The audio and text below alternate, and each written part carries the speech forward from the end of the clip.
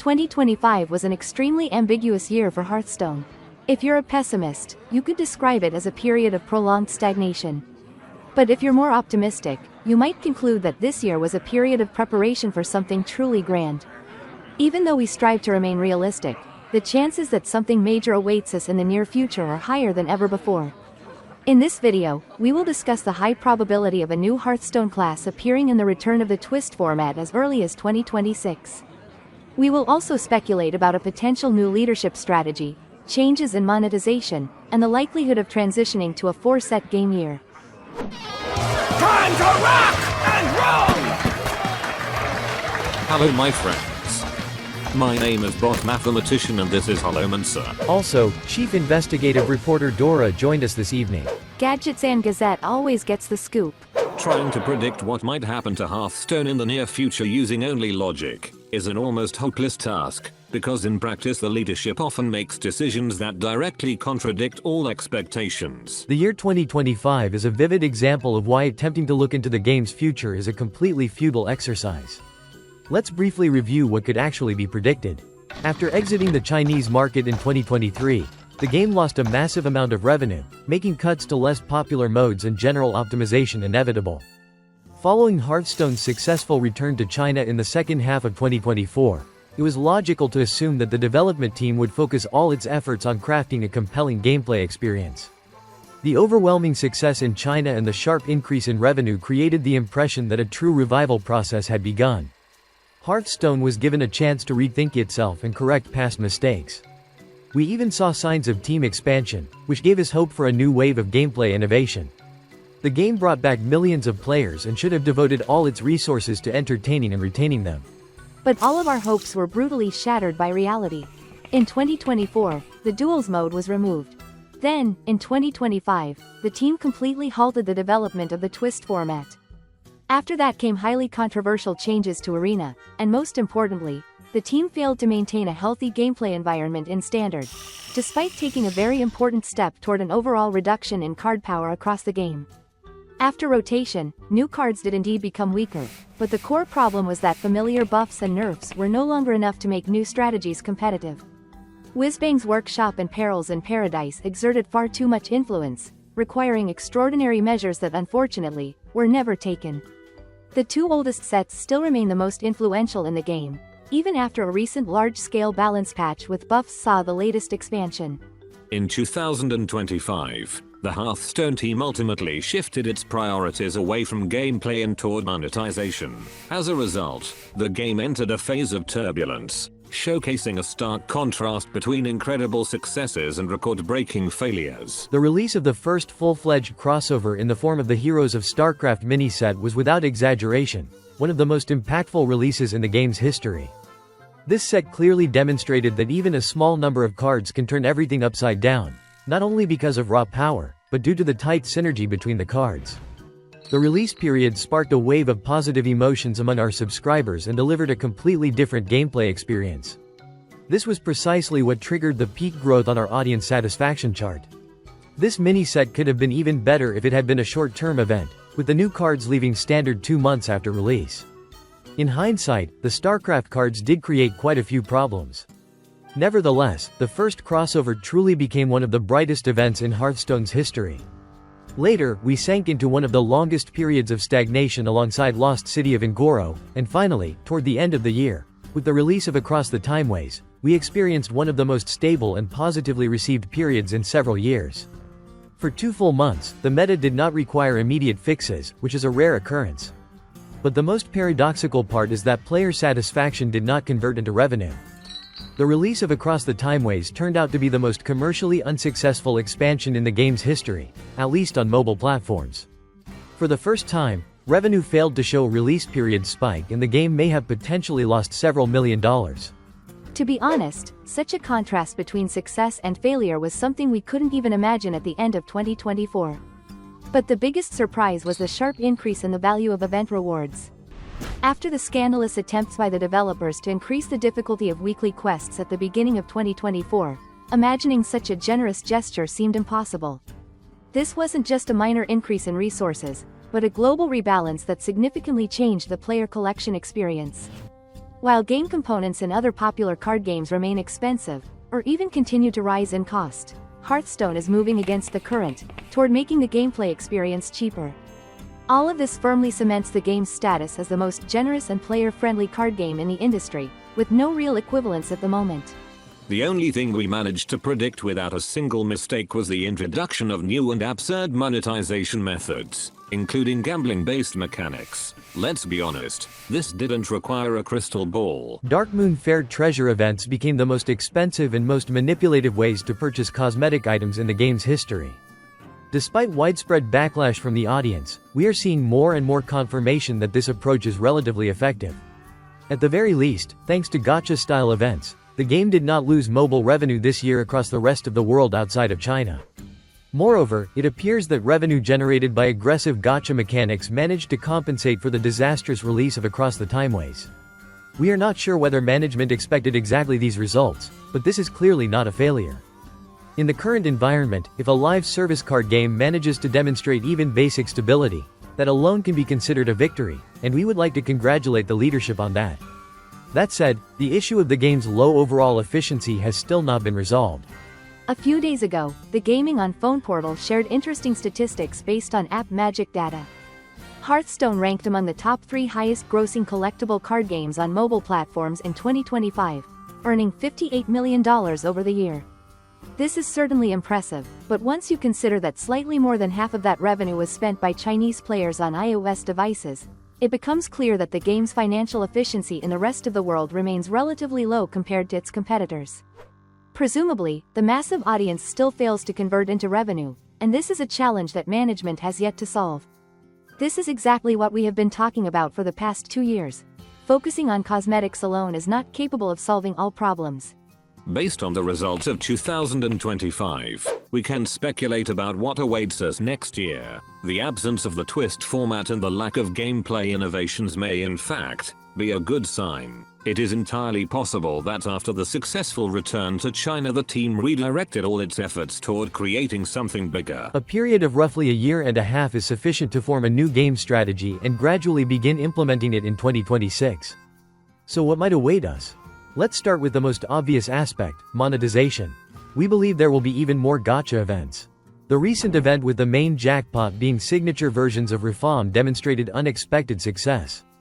For some time now, Blizzard has been trying to sell premium cosmetic items between major content patches, but this rarely results in noticeable revenue growth on mobile platforms. Fixed-price cosmetics have generally shown low efficiency, forcing management to search for more predatory alternatives. The additional Reform event effectively saved December's revenue. It is quite possible that Dark Moon Fair treasure events will begin to occur more frequently instead of monthly. With major patches, we may receive a primary event, and occasionally, between patches, a secondary one. Alternatively, Dark Moon events may be shifted so they do not compete directly with content patches. In any case, we expect the amount of exclusive cosmetics sold at a fixed price to be lower than it was this year. We cannot see the full picture, but it is entirely possible that gacha-based monetization appears very promising to management. In that case, we may see new implementations of surprise mechanics in the game, for example, selling hero skins through gacha systems. The most important point, however, is that the concept of monetization through expensive customization will gradually exhaust itself due to the inevitable loss of novelty. The only new thing that might still appear is paid game boards. In my opinion, there is little else left to invent, which means the simple solutions that allow management to compensate for gameplay failures are running out. Moreover, without a healthy gameplay environment, selling expensive cosmetics becomes extremely difficult. If the gameplay itself has serious issues, it becomes very hard to keep players engaged, and even extremely generous rewards will not help. Players come to the game to have fun. If they are disappointed, it becomes much harder to sell not only cosmetics, but cards as well. More importantly, it becomes difficult to retain players at all. The Lost City of Ngoro phase demonstrated this very clearly. A terrible competitive environment may have caused a decline in activity among deck tracker users, which in turn could have led to revenue losses during the release of Across the Timeways. If mobile platform data reflects reality, then the long-term consequences should have been a harsh lesson for the team. This year, gameplay failures were effectively masked by Dark Moon Fair treasure events, but this cannot last forever. We hope that management understands this. which means a return to monetization through gameplay is inevitable. Based on this, the team will be forced to devote far more effort not to monetization through cosmetics, but to creating engaging gameplay supported by a compelling narrative. Under current conditions, the cost of failure when releasing an expansion with a mediocre theme or weak mechanics will increase significantly. Every set will be required to generate hype, and in order to surprise players, management will have to rely on new crossovers, something that has already proven highly effective in other card games. Fortunately, Blizzard's universes still contain several impressive themes that can be explored. But in my view, the moment has already come when simply releasing good sets with interesting mechanics is no longer enough. There is a persistent feeling that the game has stagnated. For far too long we have received no meaningful gameplay innovations for the traditional ways of playing. Since 2023, Hearthstone has disappointed its fans more often than it has pleased them. Too many controversial decisions have been made by the leadership. This trend urgently needs to be broken. A new class is the best possible tool to accomplish that. And its release could happen this year. It feels like the moment has arrived when the game itself needs this more than the players do. Overall, a new class is capable of generating the largest hype imaginable. Chinese players were effectively deprived of the excitement surrounding the release of Death Knight due to the news about the impending server shutdown. Blizzard could correct this injustice in the near future by introducing the Monk. According to an analysis of Deck Tracker user preferences, the most popular class in 2025 was Death Knight. The class has the strongest and most clearly defined identity thanks to the rune system.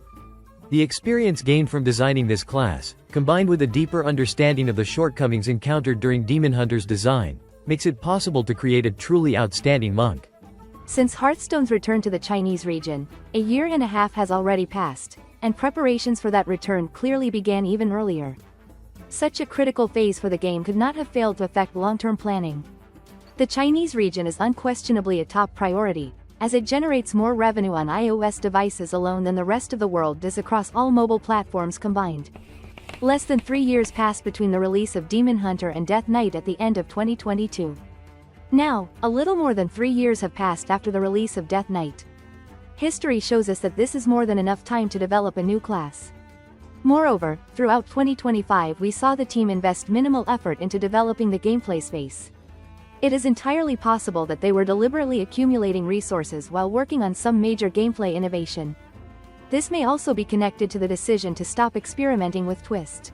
The introduction of a new class would not merely modernize and diversify gameplay, it could unlock even more impressive strategic possibilities and even create an entirely new ecosystem. Combine new classes with a hybrid of the Twist and Classic formats, and you get genuinely intriguing combinations. Just imagine an alternative timeline where 3 new classes, Demon Hunter, Death Knight and Monk, burst into Classic with their own unique card sets that never existed originally. In this way, we could end up with a living Classic format that gradually expands through older expansions while adding cards for new classes, existing in parallel with Standard and Wild. This would not only create a space for nostalgia and hype, but also a platform for monetizing cards that never existed in the past. If Blizzard were able to strike a fair pricing balance, this could become a new point of growth. Personally, I would gladly embark on a journey into such an alternative past. The most valuable aspect of this approach lies precisely in creating a fundamentally different gameplay experience compared to Standard and Wild, and that is critically important for expanding gameplay variety. This could exist as a separate format, or at early stages as an experimental mode within Twist. We understand that this is far too ambitious to be released as early as next year. This example is meant to illustrate the kind of logic that the team may follow in the future. If monetization through cosmetics no longer shows growth, they will be forced to rely on gameplay itself as a source of revenue. If a new class does not arrive next year, then we are almost certain that Twist will return. It simply has to. Despite the complete failure of its initial implementation, it has enormous unrealized potential, and the time has come to rethink it. It is extremely flexible and can take almost any form depending on the goal. For example, this year the game lost a great deal due to the absence of Twist, because it could have at least functioned as an emergency solution, an alternative version of Standard with restricted access to certain cards or expansions. It could not only have provided an alternative player experience during the game's most critical moments, but also supported monetization. There is no point in denying that the team's primary focus in 2025 was increasing monetization efficiency, and we support that goal, even if we do not always agree with the methods. A narrowly focused twist format that bans the most problematic sets would have clearly increased the value of newer expansions that had low impact and limited utility. Having an alternative, temporary version of Standard within Twist could have encouraged players to collect more new cards. This might not have dramatically increased revenue, but it could have helped retain players. Pre-release tavern brawls operate on a similar principle and represent one of the most unusual experiences players can have. Unfortunately, the team missed this opportunity. If our assumption proves correct and the team finally shifts its focus toward increasing engagement through gameplay, then the return of Twist, or the introduction of some new alternative format in 2026 will be inevitable. And it will certainly be integrated into a clear monetization logic. The goal will not be just to entertain, but to earn revenue at the same time. One can never rule out the possibility of introducing 4 expansions per year instead of 3. This is yet another example of increasing monetization efficiency through gameplay, and let's be honest, it is the most effective way to boost revenue. The threat of increasing add-ons has been looming over Hearthstone for a very long time. For 2 consecutive years, the developers have been implementing shorter expansion phases, lasting 3 months instead of 4.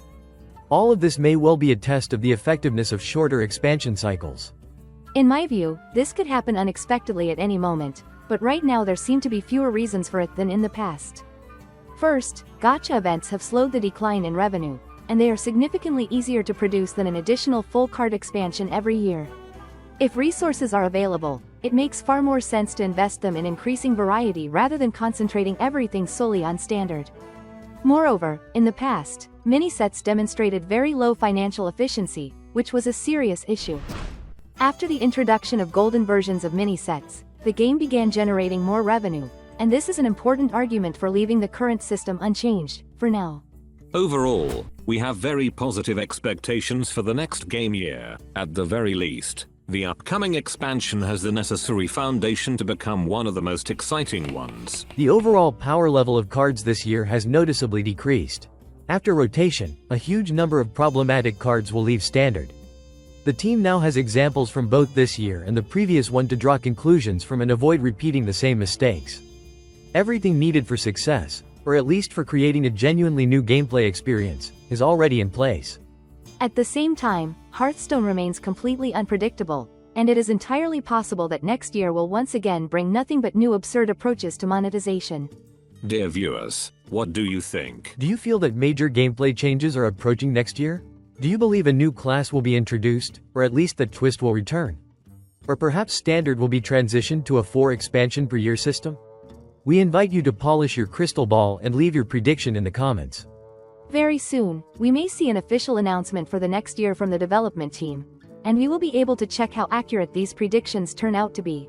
Let us know your thoughts below and join the polls in your community tab. Remember to like, subscribe, and hit the bell icon to support our content and stay updated.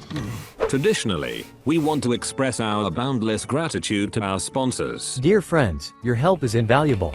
We will be grateful for any support. Okay, that's all for today. Thank you for spending this time with us. We really hope that we will have the opportunity to get in touch in the next video.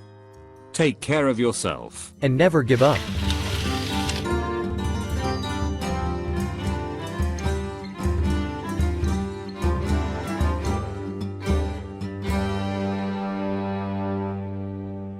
Job's done.